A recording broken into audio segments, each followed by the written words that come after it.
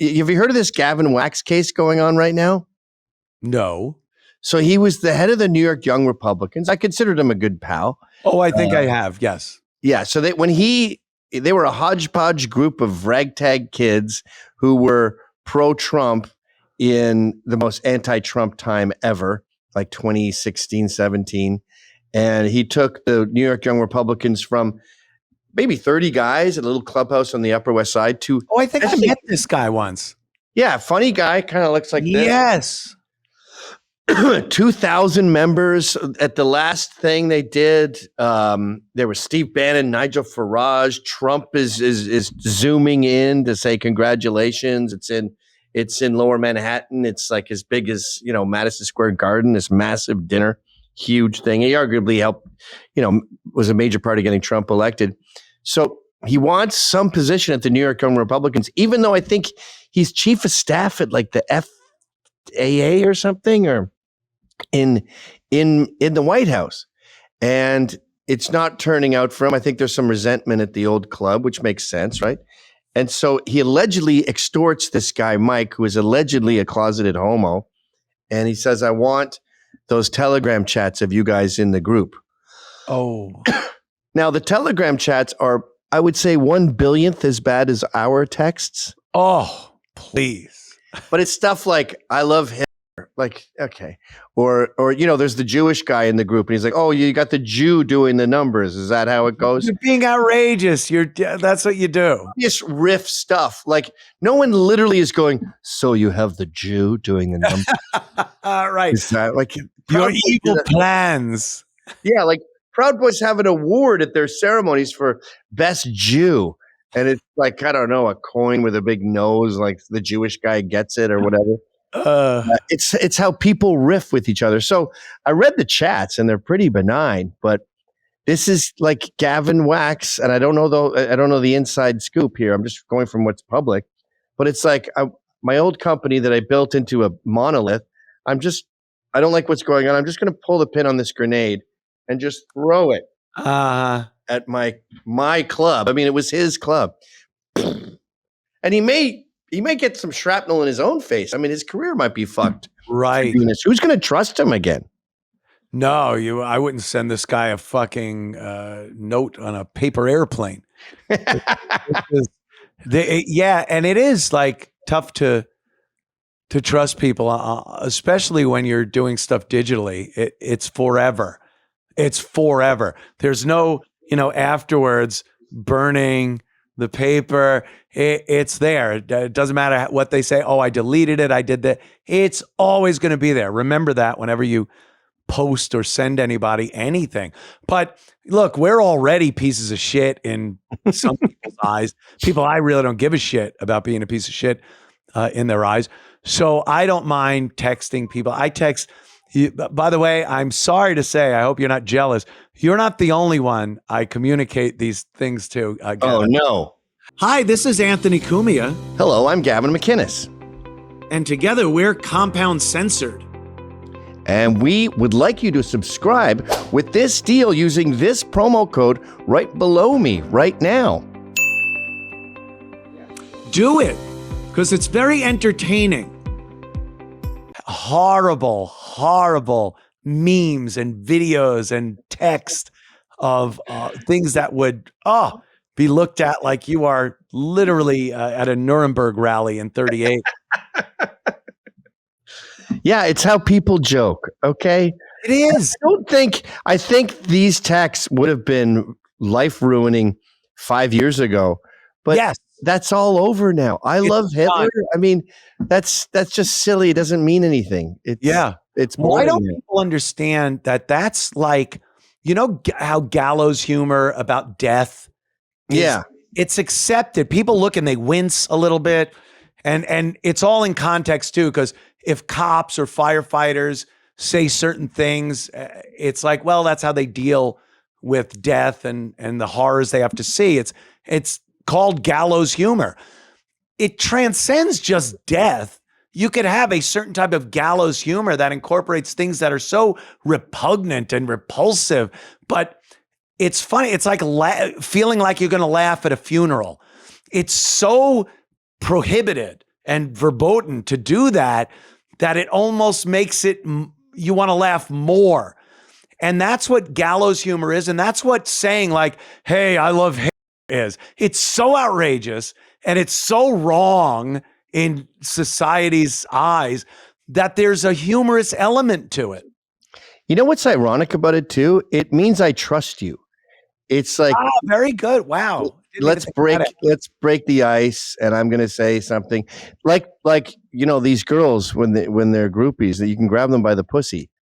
That was Trump breaking the ice with Billy Bush and talking the way you would talk to your brother, on a trip. Yeah. Your pals. So it's a way to say, look, this isn't public. This is just you and I riffing. Let's relax and be human beings. Yeah. And then it's used against them and treated as though it was some sort of dictum said at a podium, like, I think you can grab women by their pussies, no matter who they are, even if they're 8 years old. Grab it, boys, grab it. Just grab them. Grab it. I have a dream that I'm grabbing a girl by the pussy. Let's start today. And then they bring their fucking daughter to some rally. Her daughter's 7. And her sign says, you're not grabbing my pussy. Oh. Yeah, they bring their kid with a "you're not grabbing my pussy" sign. What's worse? Two guys, you're talking like guys. You say, oh, and you have this money and the power of Donald Trump. Girls throw themselves at you. Believe me, you could just walk up and grab one by the pussy. That's a guy talking. It's worse that your 8-year-old is holding a fucking sign acknowledging her pussy. They're sick fucking people. 6-year-old girls aren't supposed to know they have a pussy. No, it's not a pussy. They barely know that they have a vagina. Let's be real. Yeah, it's that was an episode of Curb Your Enthusiasm where they were so funny. Yes, joking about the absurdity of a girl calling her pussy a pussy. So fucking vile. But yeah, this element of sabotage, it seems like it's a predominantly white thing. Although no, I guess Patrice, we started. Yeah, Patrice is good at it. I mean, even Chappelle at some point. But going to Africa. He left, went to Africa. Comedy Central was shoving money in a T-shirt cannon and firing it at his face. They could not come up with enough money to just give this guy. And he went, nah, I'm going to Africa. He tries to rewrite that as some sort of noble pursuit. Like I'm not. Yeah. They would have let you do anything you wanted. And when you absconded to Africa, of all places, shut up. Like Neil Brennan lost his career. And God knows how many lighting people and PAs and sound guys, boom holders. Like you killed 30 careers with that stupid move, you pussy. It's fear. It's fear is what it is. Richard Pryor did the same thing. He, at his peak, when he was doing these stand-up shows that were just arenas, making all kinds of money. And he goes to Africa and he comes back and he goes, I'm never going to say again. Oh, I remember that. Yeah. Yeah. And like, it was such it wasn't his whole act. I mean, Richard Pryor was a very funny motherfucker, but taking that weapon out of your arsenal to be able to drop N-bombs like he did in the perfect spot, just conversationally, it took something away. It took something away from his fucking stand-up. You know, my Halloween theme for my party this year is LA douchebags. Yes. Mickey Rourke is another guy, incredible career. We all looked up to him. And it wasn't just, diner and barfly, but like even the Marlboro Man, which was kind of corny. Yeah. Still like an awesome dude. And then he just turned into this. He's literally an invite for my Halloween party. And his stressed denim. Yeah. Fucking face. That's a form of sabotage too. Like, how did you not know what you were doing to your fucking face, bro? And it wasn't even like he was getting old and decided I need to look young again. He was a young guy when he started doing that shit. And another thing is he wasn't like he was some guy that you're like, oh, I'm a character actor, but I would love to be that good looking leading man. So I'm going to try to have my face molded like that. You were the good looking leading man. The fucking guy, women drooled over this guy. And it seemed like in a week, he just turned into this monster. With his little dog and his little shoes. And what the fuck? It's bizarre. Yeah.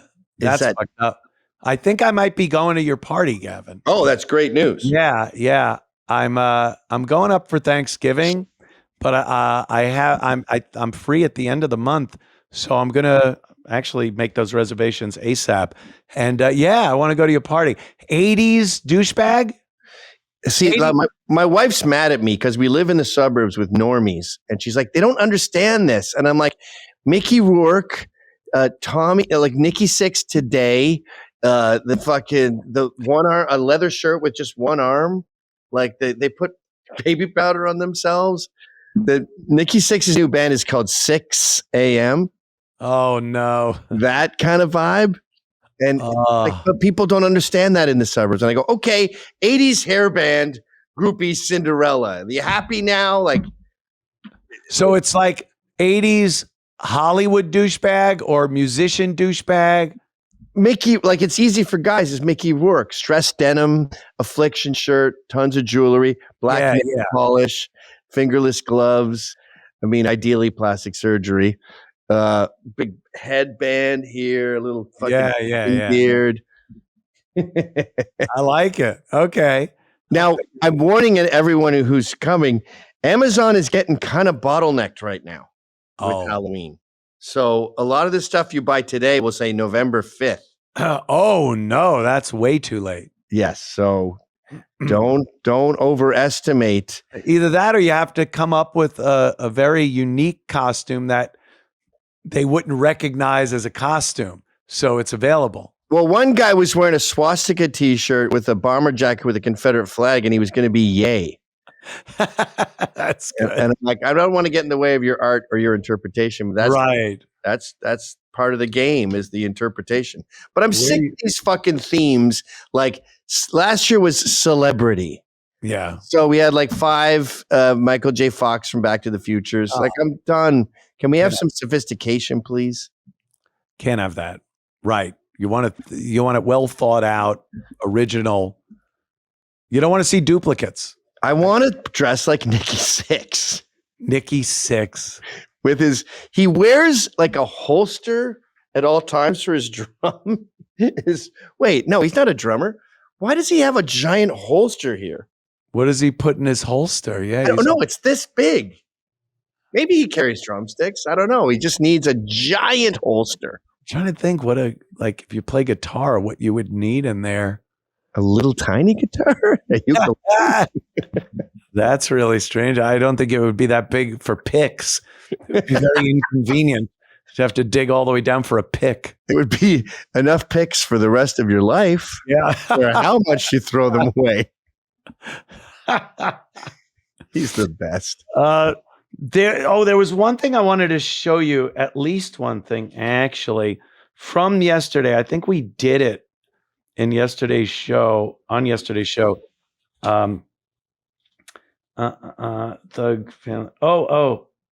Shall we go over a bit to make up for the technical difficulties? Yeah, we can go over a little bit. Okay, because I want to show you something too. Oh, there was I think it was the road rage incident. Did you see that one with the off-duty cop? Where he got pistol whipped? Yeah, and then he shot the guy. Yeah. Okay, you saw it. Because that, to me, is like, you fucking don't understand. There are people out there you can't treat like that. And I have to assume that wasn't the first time that guy has hopped out of his car and smacked someone in the face with a pistol. And they cowered, and he felt all good and powerful about himself. And then this fucking cop pulls a gun out, and he didn't know what to do. The guy did not know what to do. He's like falling down, trying to shoot his gun. The cops got, training. He hit the guy. The dummy tries to come back around the front of the car. with his gun. He probably wasn't even dead at that. Well, he definitely wasn't dead at that point because he was crawling. Right. And then the cop's just looking at either side. And he sees him come up and he shoots him dead. To me, that is the changeover. And then for the family, that's the big part of the story. The perp's family came forward and said, we watched the video. We demanded to see it. We watched it. And the cop was right. Our boy made a mistake, a very dumb move, and he got killed. I have to think this is the first time I've ever seen that happen.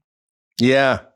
Well, there's video. Like, thank God for police cams, for body cams, for dash cams.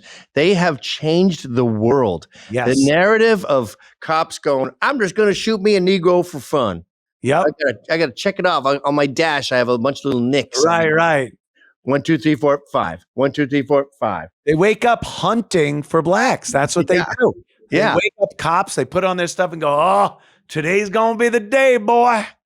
Now, you'll never get like the ghetto blacks who admit that they're behaving badly, but at least this sort of centrist, normal people who just went, yeah, they're probably racist, I don't know, have seen enough of these videos to go, yeah, now when I hear about a cop shooting someone, I'm going to assume that the guy was being an asshole. Yeah. That's become the norm now, thank God, because they're always this video. Yeah, it's watch it. It's really. I'm in the fucking lane. Oh. See, he's still kicking. I don't know where he's hit, but oh, you dummy!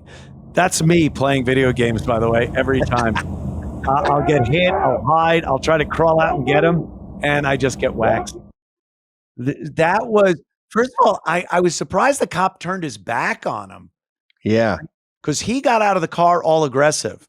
The fat cop gets out and he turns his back to the guy, which, you know, kind of proves also that he's not this racist.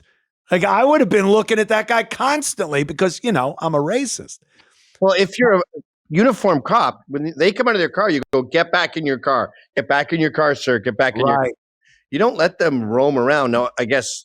No. Well, he was off duty, I guess, but still you would think, like, if you're in uniform on duty, a guy aggressively getting out of his vehicle, why wouldn't you treat that the same way off duty? Like, no, get back. Hey, I'm an officer, whatever. Tell him, you know, you're not. And then to turn your back on him and give him the opportunity. He's got his hand in his pocket. That's another no-no. He's very lucky to have walked away from that. And the guy was just a dummy. One of these guys, you know, road rage, it ain't worth it. It ain't fucking worth it. This guy's done that 100 times. Yeah. And every time he probably lives in a not really dangerous area too, where you can get away with that. Yeah. White people. He's like, I'll just hit this white dude and it'll be another notch on my belt. Yeah. I'll tell my buddies about it. I smack this motherfucker right upside his head with my fucking gun. And then, oh, what happened? The guy pulled a gun. Oops. Poor Trump. He wanted this case so bad. Poor Ben. He's been ruined by these stupid body cams and dash cams. It's great case. He had the guy who was hanged recently, lynched. Lynched. Right. Ah, shit. And there's video of him doing it. Him hanging himself. Fuck. They just, you know, Black Lives Matter, that whole thing during Mike Brown and not Rodney King, Jesus Christ, George Floyd. One of their big demands, you know, they demanded defund the police. They demanded civilian review boards, and they demanded body cams on police officers. Well, they got it. And I don't know what the fuck they were thinking. They must have imagined, like you said, all these videos of these cops going, you in a heap of trouble, boy. Yee-hoo! Chasing them in a pickup truck. And what they get are videos of police officers with the patience of a saint. Everyone that watches these videos goes, why aren't you caving their head in? Why are you still asking them anything? And that's what you see. And you just see the escalation. And it's always by the black person in the vehicle or at the door of their apartment or wherever it's recording. And they had to. Are they that dumb when they were requesting or demanding body cams that this wasn't what was going to happen? Yeah, I think they assumed that the police were out of control, defund the police, retrain the police, regulate the police. So it's just a given that these guys are out there giving the wood shampoo to people who don't deserve it. So we'll catch them in the act. And then they saw it and went, oh, shit. Maybe, Gavin, maybe also they thought they'd never do it. So they go, we demanded body cameras. Where are the body cameras? We never got what we demanded. You know why? Because they're abusing our people. They're murdering black people. And that would have been a great thing. Why aren't the police getting the body cameras that Black Lives Matter demanded? But then they go, all right, let's do it. Oh, fuck. Oh, shit. Oops. You know what I've noticed too in the body cams that they always do. I didn't do anything. I didn't do nothing. And that wasn't me. No, what are you stopping me for? Why are you stopping me for? Like for shoplifting, especially. And then they eventually get caught. It's on camera. And she goes, this is because I'm black, right? It's because and I definitely noticed over the past few years that used to get a, come on, man, that ain't about that. My daughter's black or that. They don't do anything anymore. They're just like, that's a fly. It's just a fly. I don't, shut up, bitch. I don't hear you. Yeah. We also see that everyone seems to know the law and their rights. And it just makes a problem. There seems to be this misconception that you have the right to just be as obnoxious as you want, which, you would think, oh, freedom of speech. No, you can't. You have to obey lawful orders. And lawful orders are things like show me your license, Reggie, and insurance, step out of the vehicle. These are things that are lawful orders, and they are so positive that a cop has no right ever to call them out of their vehicle. They also believe that there's a few magic words. I want to talk to your supervisor. That's a magic word. Yep. Where now the cop that pulled you over has to step back and do nothing until his supervisor shows up. A minor. That's a minor. A minor cannot be arrested for anything unless their mama is there on scene. If their mama's not there, you can't cuff them. You can't do anything. A search. If a woman has committed a crime and is under arrest, a man cannot search them.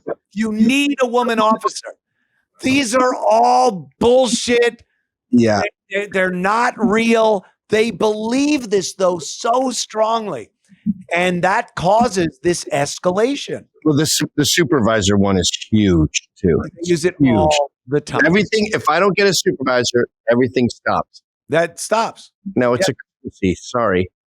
The other big one is you didn't read me my Miranda rights. Oh, that's a great one, too. So everything I do is off the books. I'm off the hook. You might as well just uncuff me and let me go. You forgot while I was while you were dragging me out of the vehicle saying I'm under arrest, you should have been going, you have the right to remain silent. Anything you... Even the whole I'm a minor thing, if you do a crime heinous enough at 16, 17, you're getting tried as an adult. Yeah. You're fucked. And if you do just any crime, the cop is completely within his bounds to handcuff you, put you in the back of his vehicle, and drive you to the precinct, where then you could call your mommy or whatever it takes. But just because you're underage doesn't mean it's a you can't be arrested card. You're being arrested. This is going to happen. How you get through the judicial system is different than an adult. But the fact that they think, And that's a female. Why you put her on the ground? She a female. It's like, yeah, whatever the cops are doing, it's to inflict the least possible injury to them and you as is possible. A protracted fight between two people, a guy and a woman perp, is a lot more dangerous than 3 cops grabbing the woman, putting her on the ground, and handcuffing her. They always complain, why you need 3 men for 1 woman? Because So she's she wriggling a lot. Fucked up. So the cop doesn't have to belt her in the mouth and knock her out to put her under control. Did you see the video? It's Peoria, Illinois, which I didn't think of as a hood place. It's like Everywhere. southwest of Chicago. Yeah. There's some car accident. Some woman, black woman, is like under a car. She's fucked up bad. And there's a mob of black people around her, like getting involved. The cops show up. They're not there to arrest anyone. They're there to give her CPR. They got the gloves on. And they can't get to the victim because everyone is screaming and on top of her. She died. She died. He's like, get out of the way. Yeah, let me try to help. And then that starts a fight where he's like, don't you touch me. So now he's dealing with these people he told to get out of the way. He's not trying to arrest a soul. He's not trying to take away your drugs. This is not a bust. This is me trying to save people. And EMTs are there too. They can't get involved because it's fucking hysterical. EMTs, the biggest threat against them is when they show up to these moments where there's a lot of black people around. Maybe someone was shot or injured in police activity. They just see a uniform and they go bullshit on them. They fight them. Some of them have been shot in the past. And it's a complete lack of ability to reason, to think out like, oh, are these people here to help? No one knows. They don't know the people that are here to help and people that are here to kill you because of drugs. They're all in the same category. I'm here to try to get your friend's heart going again. Yeah. Don't you worry about arrests. Why are you punching her in the chest? This is abuse. This damn police brutality. You're making fun of her. Why are you singing Staying Alive when you do that? So if you enjoyed that clip, then subscribe to Compound Censored using this promo code.